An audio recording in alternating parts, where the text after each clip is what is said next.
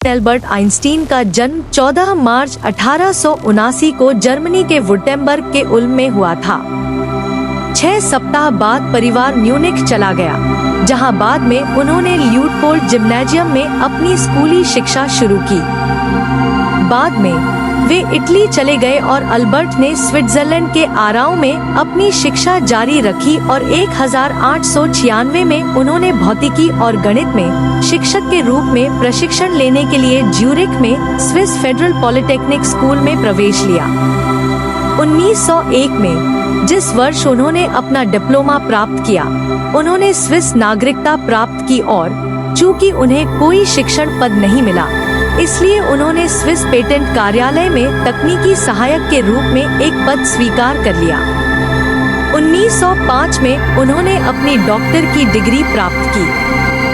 Patent कार्यालय में रहने के दौरान और अपने खाली समय में उन्होंने कई उल्लेखनीय कार्य किए और 1908 में उन्हें बर्न में प्राइवेट डोजेंट नियुक्त किया गया।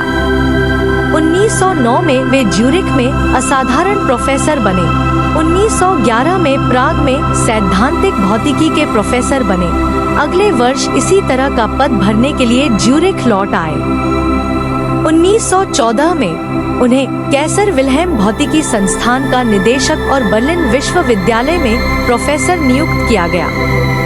1914 में वे जर्मन नागरिक बन गए और 1933 तक बर्लिन में रहे, जब उन्होंने राजनीतिक कारणों से अपनी नागरिकता त्याग दी और प्रिंसटन में सैद्धांतिक भौतिकी के प्रोफेसर का पद लेने के लिए अमेरिका चले गए। 1940 में वे संयुक्त राज्य अमेरिका के नागरिक बन गए और 1945 में अपने पद से सेवानिवृत्त हुए। द्वितीय विश्व युद्ध के बाद आइंस्टीन विश्व सरकार आंदोलन में एक अग्रणी व्यक्ति थे।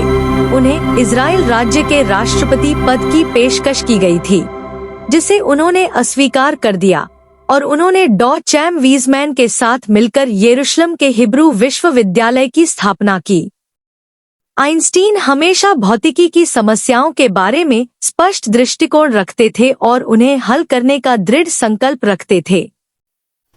It followed from the special theory of relativity that mass and energy are but different manifestations of the same thing, a somewhat unfamiliar conception for the average mind. Furthermore, the equation E is equal mc square, in which energy is set equal to mass multiplied with the square of the velocity of light, showed that very small amount of mass may be converted into a very large amount of energy, and vice versa. The mass and energy were in fact equivalent.